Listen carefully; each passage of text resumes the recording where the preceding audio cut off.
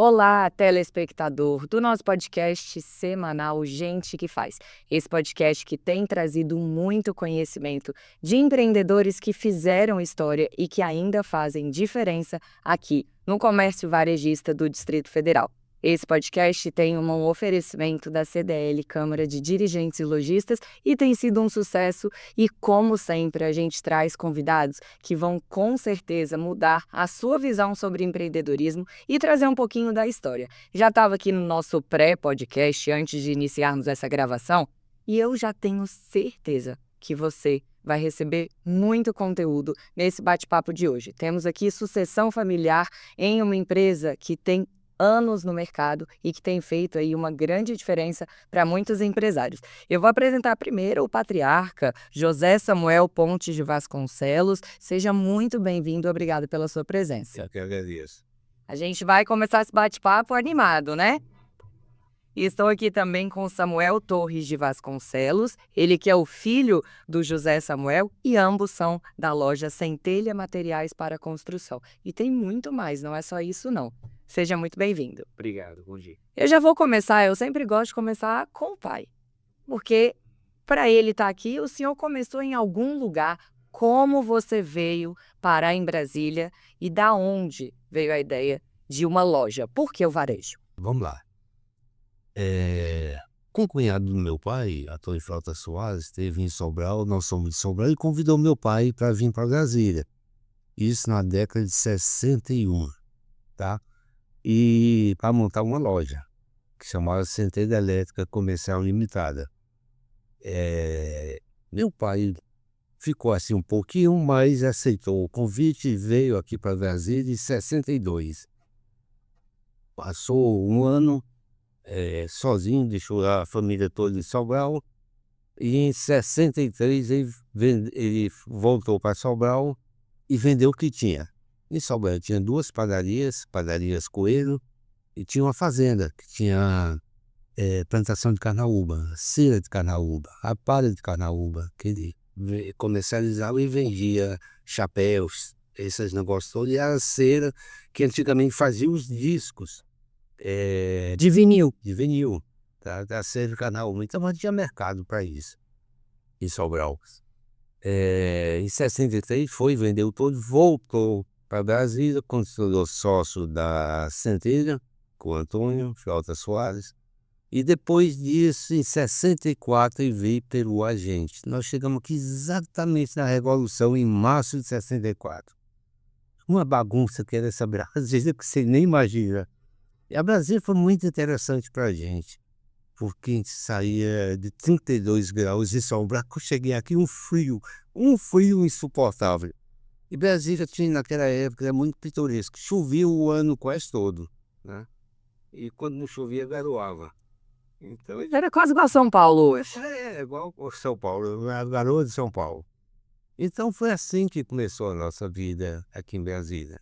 E o senhor falou que lá o seu pai já tinha comércio. Da onde surgiu essa vontade na família? Era o que tinha? Viu uma oportunidade? O seu avô já fazia? Como era? Ele já herdou do avô dele, né? A padaria, que era a padaria Coelho. E teve a sucessão, ele ficou com o irmão dele, o tio Luiz. E aí foi desenvolvimento. A preocupação dele de vir para Brasília não era nem estabilidade, porque praticamente tinha estabilidade, mas não tinha educação. O que queria aqui era educação para os filhos. Ele é muito preocupado com os filhos. Então ele aceitou prontamente, fomos morar. Olha bem, fomos morar na quadra 20. Onde é que fica a quadra 20? Qual quadra 20? De onde? Hoje é 708 Sul. Entendeu? Vizinho à Praça 21 de Abril. Em frente ao Cine Cultura, em frente à Biba Boa, antigamente.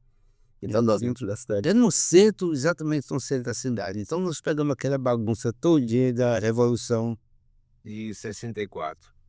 E o seu pai falou um pouco, né, sobre sucessão e na visão do pai dele de trazer a família para cá pensando na educação. E aí, antes aqui a gente estava batendo um papo que você é o filho mais velho e que você assumiu e que você está nos negócios. Como é para você ver o seu pai contando essas histórias, saber que é algo que já vem de gerações e hoje você está dando continuidade nesse legado? É inspiradora a história dele. Meu avô vindo para Brasília, de todo o histórico que a gente tem fora do Distrito Federal, né, no Ceará.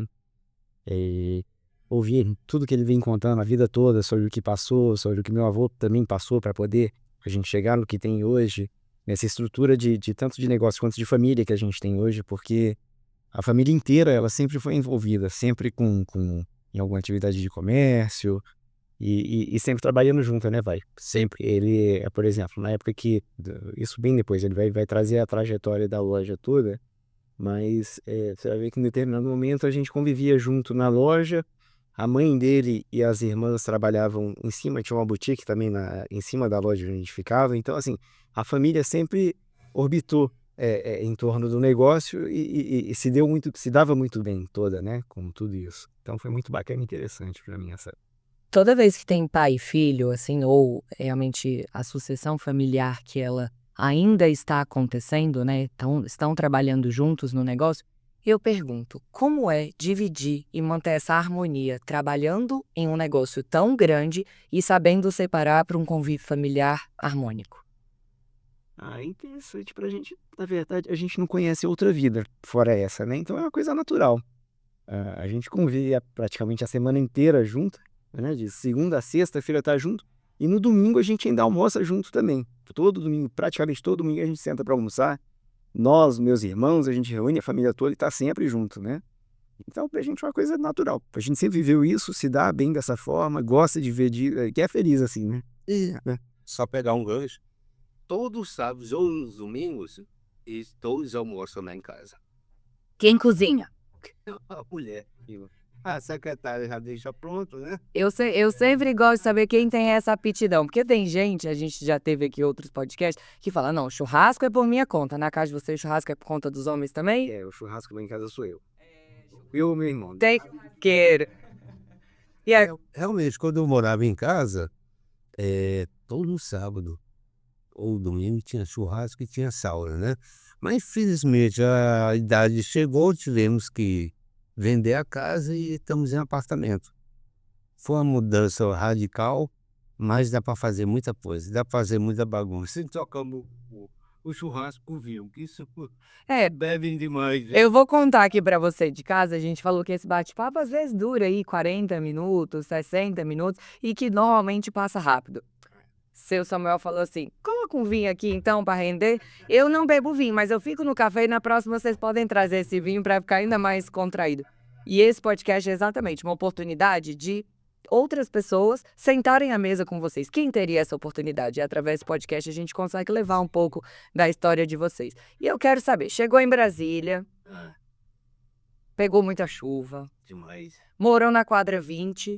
Isso. E aí, quando que o senhor realmente começou nos negócios? Você já me falou quando seu pai me falou 2 mais 2 sabe 4, pode trabalhar. Isso aí com os 14 anos, né?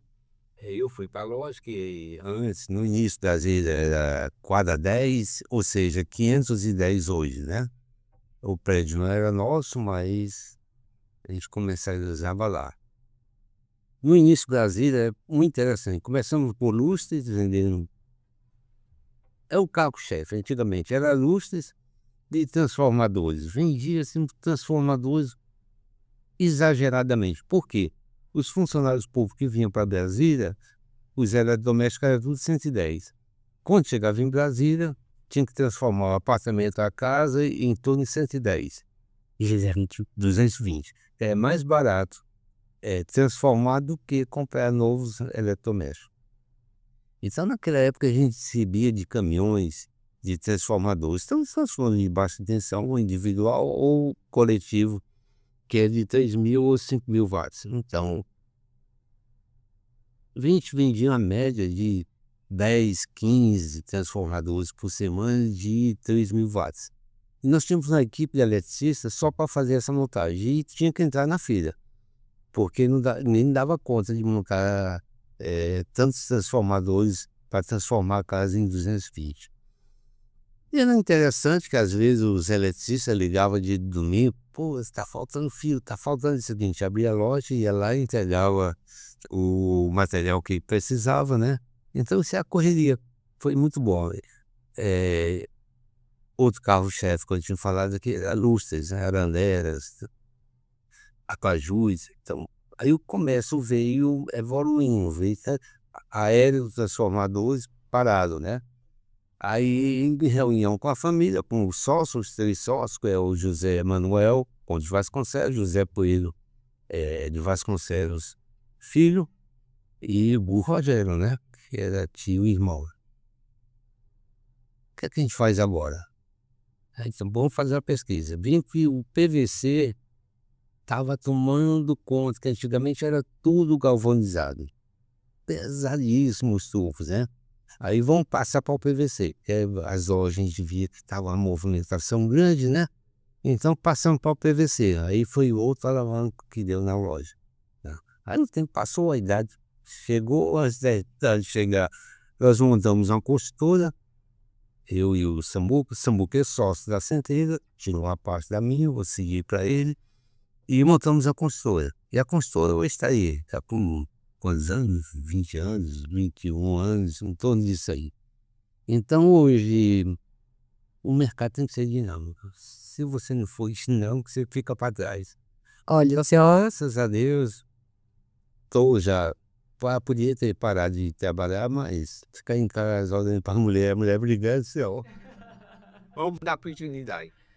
O senhor falou essa palavra dinâmico, que o mercado é dinâmico e mesmo lá no começo vocês já estavam sempre buscando inovação, oportunidades, ver o que o mercado estava pedindo e aí trazendo para nossa, né, geração que tem uma visão mais acelerada, tudo é um pouco mais rápido, o digital faz com que essas coisas aconteçam. Você acha que esse dinamismo que já vem da essência do seu pai e da sua família hoje faz diferença no negócio?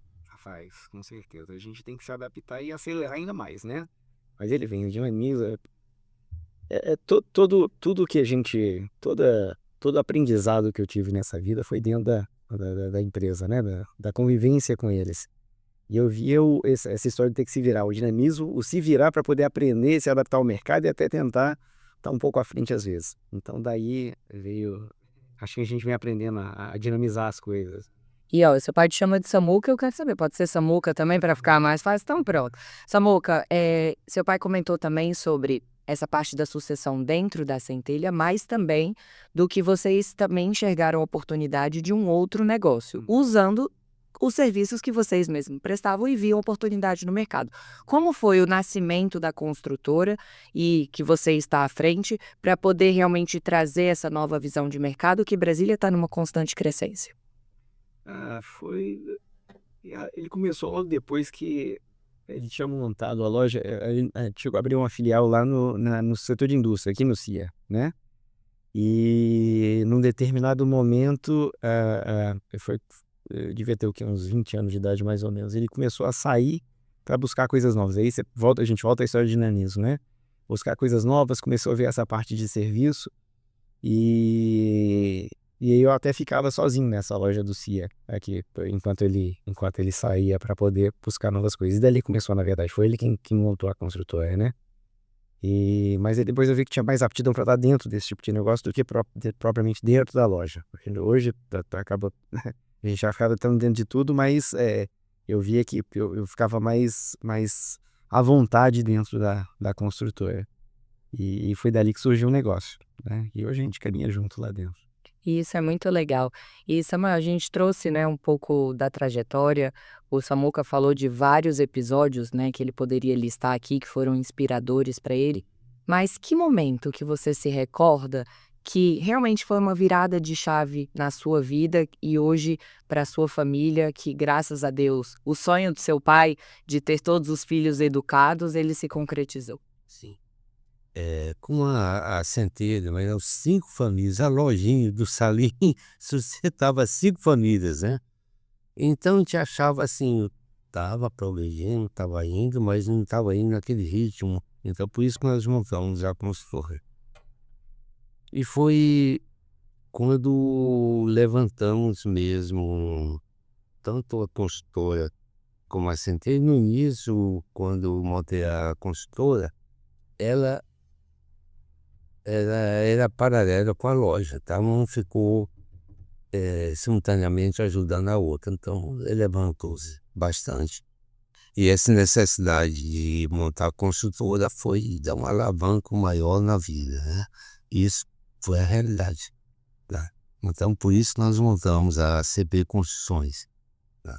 Que hoje, graças a bom Deus, graças a Brasília, graças a essa menina querida, a gente sempre vai ser uma criança, né? E eu tô com 70, chegamos aqui, somos, não sei se eu sou pioneiro, sou candango. Candango é quem nasce. Mas como eu cheguei muito cedo, eu me considero um candango. Mas, na realidade, essa Brasília é muito boa, dá oportunidade para todos, para todo mundo. Você viu o caso de uma Dias aqui, né? Já morou até viver numa caixa d'água, né? A gente fala que esse podcast revela histórias. Um morou na caixa d'água, o outro já conseguiu, juntou uma vaquinha, veio até de avião. Teve gente aqui que veio pedindo carona no caminho para chegar. Aqui a gente descobre muitas histórias. Brasília é isso. Brasília dá oportunidade para todos. Ainda continua dando oportunidade, né? Porque é um paraíso. Gosto muito de Sobral, vou no Ceará, mas para passear, para morar é Brasília. E o senhor fala com um brilho nos olhos dessas oportunidades, isso que é legal. Muito bonito. Porque traz história um pouco, né, Samuca? História. E falando voltando ao assunto inovação, tava olhando agora aqui pro microfone e a gente tem uma convivência muito grande também. Nossa história tá muito dentro da CDL também. E muito a gente aprendeu aqui, graças à CDL, a convivência que a gente teve, vendo o crescimento e acompanhando, e sendo acompanhado por muita gente também, a gente acabou aprendendo muita coisa, saindo do nosso mundinho, né? E a gente estava conversando lá em cima agora, que já tem mais de 20 anos que a gente convive aqui dentro. E vocês trazem, a gente estava falando, né, que você, apesar de não ter nascido aqui, você faz parte da história da cidade e agora trazendo o gancho, parte das CDLs. Essa harmonia, né, de você trazer filho e ter hoje a CDL jovem, pensando na sucessão, inspirando, que a gente fala que muitas vezes a sucessão ela não acontece ou porque não é o sonho da pessoa, ou porque não se sentiu atraído, ou porque realmente a pessoa, de alguma forma, pegou uma aversão àquele negócio, porque temos pais que sofreram muito, isso já aconteceu. Mas no seu caso não, você teve 2 filhos que não seguiram, mas tem um que é grande exemplo. E essa união aqui dentro, o senhor sente que faz diferença? Claro, eu comecei. Quando eu comecei na CDL, foi a coisa mais engraçada. Eu acho que é armado em cima de mim. E eu tenho pressão. Algum tempo atrás eu estudei com a Lígia Barata, lá no Colégio La Salle, né? E ela se tornou funcionária por muito tempo aqui na CDL. O pai dela é dono daquela casa barata de ferragens. Se eu não me engano, era 506, uma loja enorme. Tradicionalíssima em Brasília, pioneiríssima. Então a Liginha veio trabalhar aqui na CDL. Um belo dia, que era o presidente era o Dimas, em 93, se eu não me engano. Tive a oportunidade de conversar com o Dimas aqui também. O Dimas é uma pessoa espetacular. Então, na época do Dimas, teve uma prestação de conta e a Liginha me liga. Samuel, o presidente Dimas, que é um representante da Centelha aqui para a prestação de contas. Fiquei sem entender, mas tudo bem. Eu vou lá. No dia seguinte, estava lá às 7 horas da noite, na sede da CDL, que é na Asa Norte, eram 6 salas. Empresarial Norte, mas Empresarial Norte. Estava lá sentado, aí quando eu cheguei, a Liginha lá me chamou, me posicionou no corredor e quase de frente, né? Então, foi lido a ata e foi aprovado, e o Saul, que é muito amigo nosso, que é da Eletrominas, né? A loja aí na 512, bloco C, o meu ainda até hoje é no bloco A. E o Saul se despediu da CDL, tem que fazer um tratamento de saúde sério, não tinha mais tempo, aquele negócio todo. Aí o Dimas pediu a palavra. Quem é um sócio efetivo que quer entrar no lugar do Saul? Vem a Liginha corrente, expulsionou no meu lado, levantou meu braço. Samuel, não, Liginha, quero saber disso não. Aí eu tentei abaixar. Livre e espontânea pressão. Aí o Dimas, Samuel quer ser polícia. Sabia, boa, né? Aí eu entrei na CDL em 93. E a minha sucessão foi muito rápida aqui dentro.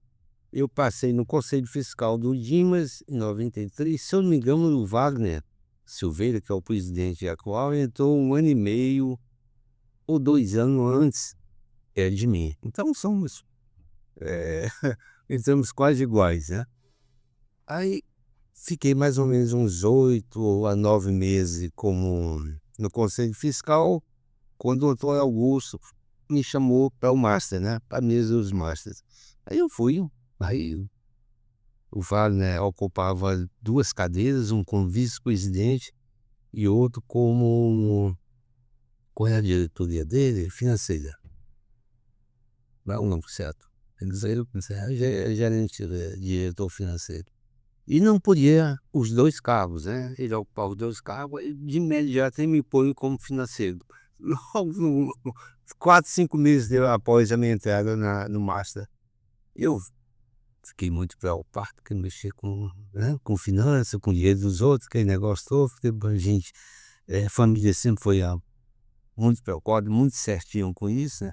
Bom, terminei meu mandato, tranquilo. E depois meu mandato me colocar no SPC Brasil. E a lojinha precisando de mim, eu tinha que viajar em 15 dias, a gente ia para São Paulo, Rio, ou às vezes para Recife, né? Que as reuniões do SPC Brasil eram nesses 3 estados. E cumpri, rodei quase toda a diretoria, só não quis ser vice, porque o cargo é muito pesado, né?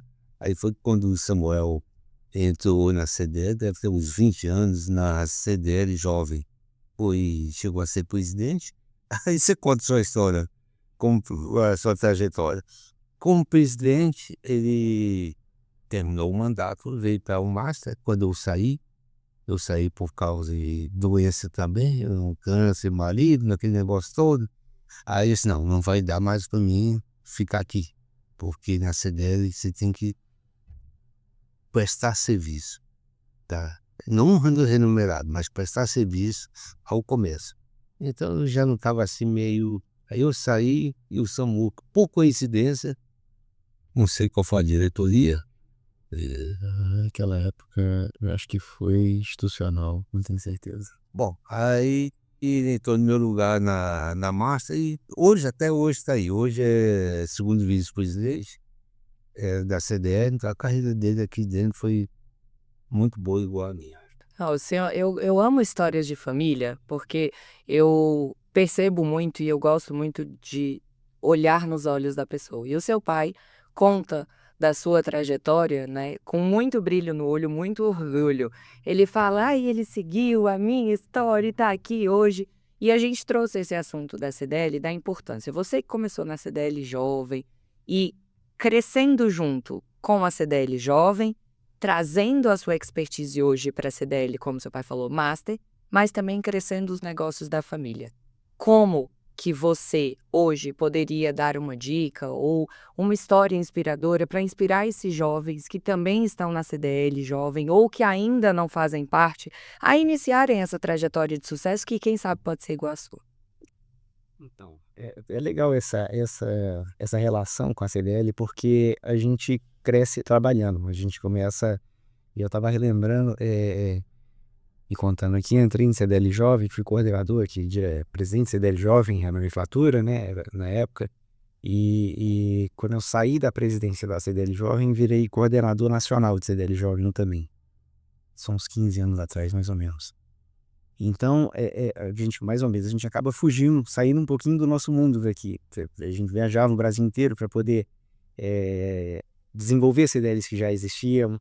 Nas que não tinham, a gente fazia implantação, projetos que a gente tinha aqui, levando para outros lugares, de outros lugares a gente fazia um projeto. Por exemplo, o Dia da Liberdade de Impostos, ele surgiu em Belo Horizonte, mas ele ganhou impulsionamento quando a gente trouxe para Brasília, foi na minha gestão aqui.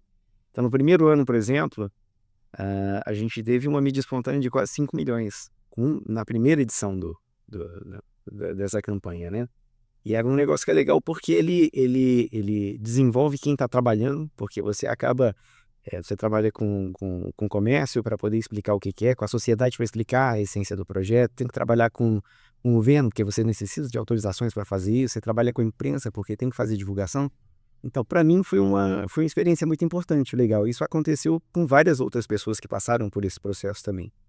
E aqui a gente vê se desenvolvendo, a gente vai fazendo, tentando fazer uma coisa em prol do todo, do comércio, da sociedade, e acaba aprendendo com isso, né?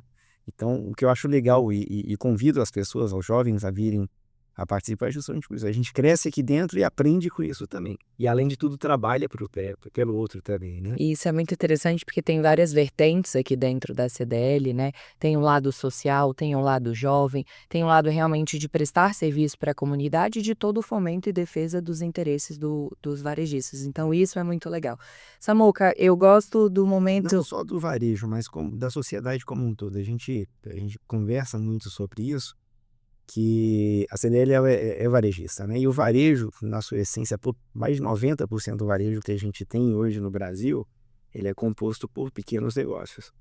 E o mesmo formato que a gente tem é da grande maioria da população brasileira, que é a família que tem um negócio, que traz a renda para aquela família, que beneficia aquela família. E às vezes não é só o marido, tá? O marido, a esposa, o filho, tem uma série de pessoas envolvidas naquele processo que traz o desenvolvimento para a sua família, tem um convívio lá dentro. Então, o papel social do pequeno varejo, ele é muito importante para o Brasil e para as famílias também. Eu ia até mudar de assunto, mas você tocou num ponto importante, que é a movimentação da economia local, né? E como isso é importante para as famílias. Vocês têm uma loja que está ali há muitos anos e hoje vocês expandiram, tem a construtora, mas como que vocês mantêm essa equipe que está lá sempre motivada há tantos anos e trazendo sempre essas oportunidades de mudança de vida através de oportunidade de emprego? Através de instrução, é treinamento, é dando oportunidade também, né, que as pessoas se desenvolvam também. Então, acho que é dessa forma que a coisa acaba se perpetuando e crescendo. Samuel, E uma pintadinha do coração sabe crescer também. isso é muito legal, a gente percebe que tem essa sinergia, né, de, claro, crescer economicamente para que todo mundo ganhe, mas que também tem essa pitadinha de amor que eu acho que vem um pouco já do que a sua família colocou e que faz toda a diferença. Eu gostaria que o senhor me contasse, igual o Matias que chegou na caixa d'água, dormiu na caixa d'água, um acontecimento e algo que te traz à memória que foi muito marcante para o senhor, na sua vinda e na sua trajetória. Quando eu saí daquela época que a gente soltava pipa aqui em Brasília, é uma loucura. Era um vício. Quando meu pai me chamou para ir para a loja. Então, isso para mim marcou muito, né? Pô, brincando de infância, aquele negócio, vamos para a loja, então bora. Então eu peguei aquele amor pela loja desde cedo. Então, desde cedo a gente, com carinho, a gente toca a loja, a família, os irmãos. Foi o primeiro e o último emprego, então trabalhamos até hoje em família, né? Então houve aquele crescimento um pouquinho mais acelerado que as outras. E me orgulho muito da loja, porque são pouquíssimas lojas que 62, 63, eu não sei se eu contei que a loja abriu em 62, mas o registro dela foi em 63. Por que essa diferença? Porque a junta comercial era no Rio de Janeiro, então demorava esse período Para vir para cá. para ver o registro na junta comercial. E a gente trabalhava durante um ano e meio mais ou menos, com a licença, tá? Licença para você deixar a loja aberta. Então isso aí marcou muito, muito, muito, muita gente. E o trajetório nosso. E agora trazendo, o senhor falou aí, eu sou de humanas, eu não sei fazer contas. Quantos anos tem a loja? 60? E se contar como 61, são 63 anos, né? Por aí. E a coisa interessante que naquela época não tinha computadores, não tinha nada. Era um livro que a gente tinha, ABCD, a gente colocava o preço lá, digamos fio na letra F, aí vinha 2, 3 páginas. E a coisa interessante é que naquela época a inflação até que estava razoável. Quando chegou na época de Sarney, aquela loucura toda de 100% de inflação, pobre do livro que tinha que renovar, que a Thaís colocava o preço na borracha, no lápis e apagava todo borrado. Então, na época de Sarney, foi muito interessante para a gente, uma loucura. A gente passava a noite todinha levando o livro para casa para remarcar por isso. Porque chegava, antigamente era os viajantes. Os viajantes vieram na loja, ó, esse preço hoje está 10 conto, vai virar para 20, mas a gente vai fazer a 10. E tinha um prazo, né? Prazo era interessantíssimo. 15, 30, 45, 60, 75. É forma de pagamento, né? A gente mandava bala, então a gente achava que pô, a loja enchia, aquele negócio, estamos ricos, que nada. Terço depois esvaziava tudo, um pobre. Então foi a vida nossa nesse sentido, né? E na época do Sarney, a inflação foi muito terrível, terrível mesmo. E estabilizou um pouco, estabilizou no colo, o colo foi aquela loucura, confisca aqui, confisca lá. E sobrevivemos. E eu tenho muito orgulho da loja até hoje, que passamos por tudo isso, desde a época de 64, Castelo Branco, até atuais, entra governo, sai governo, e a lojinha lá. Entra governo, a lojinha aqui. Então, o orgulho nosso é por ser uma loja antiga e muitas vezes, a semana passada, veio um cliente da loja, que estava morando em Maceió, foi lá bater um papo com a gente, tudo cabelo branco, vocês tudo era menino. A gente conversa muito, tem muitos clientes que são ainda que vão ir para a loja de sábado para conversar, né? A gente conversa. Essa Então, conexão é muito legal. os clientes antigos são fiéis, mas os novos não são fiéis. Se você não tiver preço, se você não tiver atendimento, aí fora. E além da questão comercial, você vê que tem gente que vai só pra bater papo no fim de semana, vai na sexta, não sabe? Porque o pessoal tá mais velho, então assim, Socializar. socializa, aproveita, não fica batendo papo, né? Samuque, e o seu pai tocou num ponto que eu acho que traz para essa nova geração uma visão de futuro diferente. A gente tem que pensar na atualidade, mas já vislumbrando algo maior no futuro. Seu pai falou que hoje o cliente ele quer preço e atendimento. E é diferente de antigamente, que as pessoas primeiro não tinham tanto acesso à informação, tinham que sair andando para buscar as informações. Hoje, com um clique, você consegue saber o preço de qualquer coisa. Como que vocês se mantêm competitivos com esses diferenciais, tendo uma loja física onde a concorrência é enorme em Brasília, no mundo, no Brasil, com a internet? Eu gosto de saber esses diferenciais porque realmente vocês são um case de sucesso. A gente continua fazendo o que era feito lá atrás, porque é uma receita de sucesso, a gente vê dando certo até hoje isso, né? E tenta se adaptar ao que está acontecendo agora, né? E projetando o que vem para o futuro. Mas é importante a gente ter um pouquinho das duas coisas, equilibrar, para poder manter essa tradição que existe, mas ao mesmo tempo estar inovando e conseguindo acompanhar o mercado atual. E acredito muito também que, apesar de estar agora dinamizada a compra do jeito que está, a parte humana, ela mais para frente ela vai fazer falta. Então, assim, é importante a gente manter esse legado também para que a gente mantenha pessoas próximas da gente, não só como negócio, mas como amigos que acabam fomentando o nosso negócio também. E num segmento como esse, eu acredito que exista muita informação, mas também existe muita desinformação. As pessoas acabam achando que o barato vai valer a pena e acaba custando o dobro, seja por uma manutenção que depois vai custar muito mais caro numa reforma ou numa construção, e vocês têm essa visão. E muitas vezes esse relacionamento com o cliente faz com que ele tenha essa confiança de acreditar, olha, eu sou do tipo que gosta de ir na loja, principalmente para esses assuntos, porque eu não entendo nada. Então eu vou confiar no que o colaborador vai me dizer. Se ele me disser que esse cano é melhor que esse, eu vou acreditar. Então esse relacionamento que vocês têm, principalmente o seu pai, que gosta de estar ali, de conviver com esses grandes amigos, você acha que realmente é a chave do sucesso? Ah, com certeza. Com certeza. Essa confiança que eles têm. Inúmeras vezes eu já vi produtos com preço completamente diferentes, o cliente querendo levar uma coisa mais cara e ele não precisa, você leva esse produto aqui que ele vai te trazer o mesmo benefício. Então isso acaba trazendo essa relação de confiança, né? Só pegando Antigamente, a gente ia abastecer a loja, que não gostou que o cliente não queria saber, muitas vezes, queria saber o preço, fazia pesquisa, mas queria mercadoria. Você tinha que ter muita mercadoria dentro de casa. Então, isso favorecia muito a gente de ter aquela clientela que chegasse lá tinha um pouquinho de tudo, né? Porque hoje em dia já é o contrário.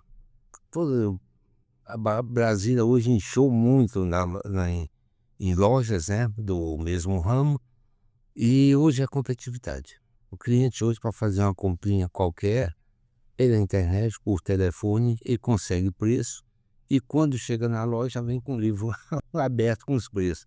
Você cobre esse preço, e não é o preço total.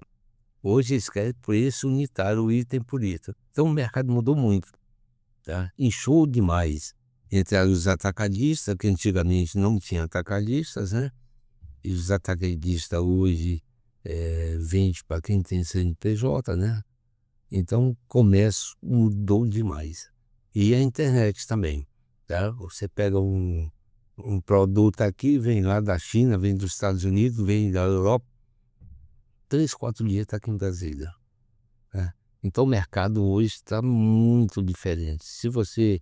A gente tenta estar um passo na frente, senão fecha a loja. E a lojinha de 62 não pode ser fechada assim, né?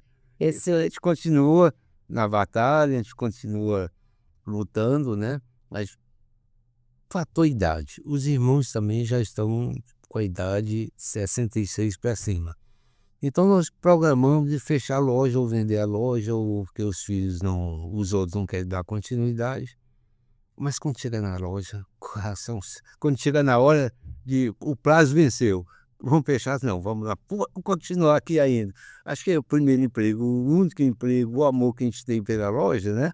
Então, sabe uma coisa? Vamos tocar até onde der, tá? Mas a loja hoje é mais um ponto de apoio pra gente. Samuca, seu pai, novamente, né, ele fala com muito amor. Como você sente essa responsabilidade de seguir o legado da sua família e hoje o único dos filhos que realmente assumiu esse papel? Como você se sente emocionalmente de saber que toda a história da sua família, da renda da sua família, da história de uma sucessão do seu avô, do seu bisavô e hoje chegando até você? É uma responsabilidade grande, né? Grande e o privilégio ao mesmo tempo de manter essa. Acaba confundindo a história da nossa família, a história de Brasília também, a história de amigos, tudo dentro de um negócio. Então a responsabilidade é bem grande, né? E hoje a gente está aqui, pessoal, é uma curiosidade, temos aqui 3 gerações. O filho do Samuca está aqui, o Pedro, e uma inspiração, você olhar para o seu filho e olhar para o seu pai e quem sabe ele conseguir ver o mesmo que você viu no seu pai através da sua vida, né? Tomara. E ele acompanha sempre, eu levo pra trabalhar comigo, dia de semana de vez em quando ele vem, aos sábados quando tem que sair vai juntos também, fica um pouquinho, aprende, brinca um pouquinho também, mas observa. O importante é até estar nesse convívio, da mesma forma que aconteceu comigo, que aconteceu com meu pai também, a gente acaba sendo introduzido devagarzinho e vai. E é mercenário, né? Conta a história de mercenário. Tem a história da nota, né? Então vai, fez um trato com ele, Com todos os 3. conversa, o boletim da escola. Então vem chegando as notas, tem a pontuação. Então todo final de mês ele é bom na escola, então ele é um menino estudioso. Então todo final de mês ele tá batendo, voa, eu tenho que Pix. Pix, gente, essa geração que sabe o que é Pix é ótimo, né? E ele cobra, então. Tirou nota boa, que é o Pix. Que é o Pix. Ele já tá fazendo um negócio. Ele tem o benefício do que ele conquistou nota boa, Pix. A minha sobrinha, a gente foi fazer um trabalho, ela tem 5, 6 anos. E aí eu fui gravar um vídeo a ela. Didi, tem cachê? Falei, gente, como assim tem cachê? Como que ela sabe o que é cachê para trabalhar, gente? Mas você tocou nesse ponto, né, dos jovens hoje que estão entendendo um pouco mais, mas como eu percebi que mudou a mentalidade aqui no Distrito Federal. A minha geração só queria saber de concurso, só. Hoje eu percebo que os jovens eles estão com uma aptidão empreendedora muito maior. Não sei pelas oportunidades que o digital tem dado, mas como é impressionante, na escola eu vejo a minha sobrinha Ah, o amiguinho levou florzinhas, o outro fez papelzinho para comercializar. E aí, essa vontade de crescer fora do funcionalismo público, que Brasília tem muitas oportunidades, você acredita que é muito do que vocês trazem de legado e das oportunidades que Brasília ainda tem? Eu acho que Brasília traz muito. A Brasília cresceu muito, né? Eu nasci aqui e vejo que de 20 anos para cá a cidade realmente deu aumentou bastante, né? Hoje a gente tem 3 milhões de habitantes. Então é uma cidade que traz inúmeras oportunidades que não tinham no passado, né? E eu acho que isso faz com que o jovem se atente a isso também. Além do que, tem uma questão de vocação também, que ela vem. O servidorismo público, acho que ele traz uma. E é o meu caso, o que eu via, né? É para mim. Ela traz uma profissão que às vezes é um pouco engessada. E a oportunidade. Você ser empreendedor, ele te traz uma oportunidade de desenvolver outras coisas que você não teria. Desenvolver suas aptidões, né? Em outras coisas, não estando encaixotado dentro de um formato de trabalho ali dentro. Então, eu acho que isso tem feito com que os jovens tenham buscado essa oportunidade agora também de desenvolvimento profissional. E você falou um ponto que é vocação. Tem gente que tem vocação para aquilo e a gente precisa, né? A gente precisa de policiais, a gente precisa de delegados, de juízes. Nós precisamos dessas pessoas, mas eu acredito que muita gente, por muito tempo, e a minha geração foi uma dessas, meu pai é servidor público, e por muito tempo ele falava, você vai estudar para passar no concurso, você vai estudar para passar no concurso. E eu me sentia até mal se eu não fizesse aquilo. Mas hoje, graças a Deus, as pessoas têm visto outras oportunidades através de exemplos como o de vocês. Que Brasília tem outras oportunidades que não necessariamente você precisa fazer algo que você não tem vocação ou que você não quer. E que existe sim, pode não existir a estabilidade do concurso de você não poder ser demitido. Mas quantos anos tem a empresa de vocês? Quantos anos os funcionários estão lá? E com diversos benefícios de crescimento. Então, eu acredito que as oportunidades que Brasília dá, e principalmente falando no empreendedorismo e no comércio, é algo que eu tenho aprendido aqui com convidados como vocês todos os dias. Minha vontade toda vez é de sair de um podcast, deixa eu abrir um negócio, tá? Eu falo, agora eu vou abrir uma material de construção, agora eu vou abrir uma Eleve, agora eu vou abrir... Só que é exatamente esse ponto, vocês trazem uma bagagem, uma história. Não pode ser aventureiro, né? Você tem que conhecer o mercado. E a gente já tá quase 1 hora conversando, como eu disse, passa rápido. Foi rápido. Mas eu queria ainda que o senhor trouxesse esse legado. O que você acha que fica para as futuras gerações, para a sucessão, para os seus netos, que nenhuma outra empresa poderia dar, porque tem todo o seu amor e toda essa trajetória que o senhor conquistou? Importante. Mas eu queria só falar em relacionamento da CDL com isso. Quando eu cheguei fui para o Master, eu convivi com muita gente importante. O exemplo, Antônio Xará, que aqui era gerente da Unalgares, o Berberelli, que era do Ponto Frio. Então, antes de sair das reuniões, íamos jantar. Sempre tinha um jantar. E no jantar eu ficava ouvindo aquela conversa deles. São lojas de pontas, né? E eles falando, eu só aqui escutando, aqui memorando. Então isso aí me trouxe muita experiência para chegar onde nós chegamos, né? Eu olhando aqui, queria só abrir um parênteses, que para a gente foi uma satisfação muito grande, que a loja não era nossa, era alugada na 510, na quadra 10. É verdade, quando o senhor chegou, o prédio era alugado, o senhor falou isso mesmo. Falei, desculpa. Mas não continuou dessa conquista que hoje é de vocês. Aí compramos na 512 Sul. Era 512, era um dente aqui, uma loja aqui, outro. Era muito assim, pouquíssimas lojas. E abrimos a loja com 140 metros, 70 de subsolo e 70 de loja. Hoje ela tem quase 900 metros, né? Uau! De loja, porque temos subido a loja com 40 metros, né? Então nós temos praticamente total construído, subsolo construído, os andares de cima bem estocado, e temos 920, 930 metros de loja. Então conquista nossa, os imóveis, tudo saiu da lojinha, né? Então, dos três, e a gente foi até interessante. Nas reuniões, vamos construir a casa de cada um. Então, cada casa de cada um tinha que ter uma metragem e um custo. Então, todos os três têm sua casa praticamente igual e com custo também, lógico, a diferença de anos aumenta o custo. Mas, então, se vê a união dos irmãos até hoje, que estão na loja, continuarem na loja até onde der. Depois, se Deus quiser. E o senhor usa o termo, né, lojinha, e que hoje é um lojão que realmente comercializa e a gente sabe que tem história. E eu queria que o senhor contasse um pouquinho hoje, né? O senhor falou que vocês começaram ali com a parte de lustres, aí também tinha a parte de transformadores, depois foram para o PVC. Hoje, com o que vocês trabalham? O cargo-chefe nosso hoje é material de construção, tá? Já vem o PVC, e inclusive nós fazemos, pouquíssimas lojas têm, nós pegamos know-how de tubulações digamos, de infraestrutura. Então, praticamente, hoje a Sanfeira praticamente trabalha com isso.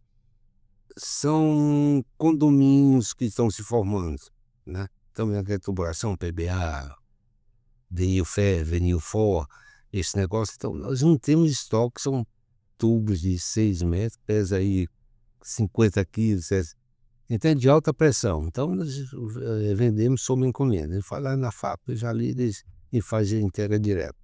Então, o know-how que nós temos hoje é disso, que pouquíssimas lojas têm.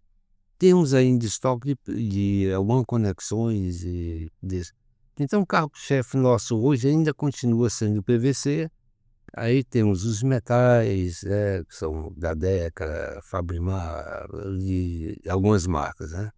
Então, a gente continua, não vendia como antigamente, porque os atacadistas e inchou muito. Começa a ver, vem uma Leilói para cá, veio atende tudo, fechou, foi embora de Brasília, eu não sei o que é que deu, porque é nacional. Mas atende tudo bem, dá muito trabalho. Os atacadistas também dão muito trabalho para a gente. Então hoje, a lojinha aqui, as dois, é uma lojinha de. Como é que a gente faz? Local, tá? A pessoa está passando ali, precisa de alguma coisa. Isso, tem uns clientes antigos que vai e compra, mas se você não tiver uma venda externa, a lojinha está engateando. O que força a gente ter ela e dando andamento são as vendas externas, né? Desse lixo que ninguém quis. Samuca, e apesar da gente não ter aprofundado muito na construtora, é algo que realmente tem visão de futuro. Brasília, a gente achava que não, mas quando menos esperava, tem mais lugar para crescer. O Noroeste veio aí gigantesco, Águas Claras continua crescendo, e as regiões um pouco mais afastadas, condomínios do Jardim Botânico e outras regiões, até de obras do governo, têm crescido muito a nossa cidade e toda a parte de infraestrutura. Falando um pouco da construtora, hoje o que vocês trabalham, os empreendimentos e qual é o foco de vocês? A gente Tem que fugir, né? Tem que fugir de Águas Claras, tem que fugir do Noroeste. Então, hoje a gente trabalha muito com reforma de fachada, constrói pequenos galpões, alguma coisa nesse sentido. Normalmente é nesse sentido que é feito. E a gente percebe, né, que tem mercado, porque Brasília tem muitas construções antigas e que precisam dessas revitalizações, e é um nicho de mercado muito interessante, porque as grandes construtoras pensavam só em colocar prédio de pé e não tinham essa visão. Então, eu acho que isso é um ponto legal. A ação é bem grande em Brasília. A gente chegou, por exemplo, os prédios aqui todos que a gente tem no plano piloto são feitos, a arte hidráulica é toda feita em galvanizado. Hoje em dia esse material já está se trocando. A vida útil é 60 anos, né? E os prédios estão com essa idade hoje. Então, assim, demanda muita manutenção, a gente trabalha com isso, faz recuperação de prédios, esse tipo de coisa. Que legal, a gente fica feliz de saber que tem outras vertentes que vocês estão trabalhando e também continuando o crescimento. Eu vou quebrar um pouco o protocolo e a gente vai encerrar você convidando seu filho, ele vai encerrar com a gente aqui. Por favor, Pedro, senta aqui com seu pai, com seu avô. 3 gerações, né? 3 gerações, eu precisava disso para a gente encerrar esse podcast. E aí, Pedro, animado? Você trabalha com seu pai, é verdade? Você vai lá, aprende. Ele pegar um dinheiro. Se tiver um salário, um Pix, aí você vai. É isso aí. E eu quero que você me conte agora nessa quebra de protocolo. Você estuda, tira nota boa e tem um benefício, por isso me conta como é que é. Sim. A cada nota máxima que eu tiro, eu ganho R$ 50 do meu avô. Aí, dependendo da nota, eu ganho um pouco de dinheiro também. Inclusive, eu tenho uma pasta com mais notas lá. Olha, já virou cobra Tem que ser bom. o Pix aqui já ao vivo durante o podcast. Samuca, muito obrigada pela sua presença, obrigado por esse bate-papo, por tantos ensinamentos, pela oportunidade de poder inspirar aí novas gerações, incluindo o seu filho. Eu que agradeço o convite, a participação aqui e parabéns pelo trabalho que está sendo desenvolvido por vocês aqui. Muito bacana. Graças ao apoio de vocês que estão aqui na CDL. Samuel, que aula, que brilho no olhar, que amor. Eu sempre fico triste de acabar um podcast assim, porque realmente passa muito rápido e por mim eu ainda ficaria horas aqui escutando tantas histórias. Agradeço profundamente de contar a história da lojinha, né? Que a lojinha até hoje, então foi uma oportunidade muito boa com a CDL. E você é muito agradável, deixa a gente muito espontâneo. Fico muito feliz, obrigada. E, gente, que dia! E eu tenho certeza que você saiu daqui transformado. Compartilha esse link e semana que vem tem mais, aqui no Gente que Faz. Tchau, tchau. Tchau, tchau.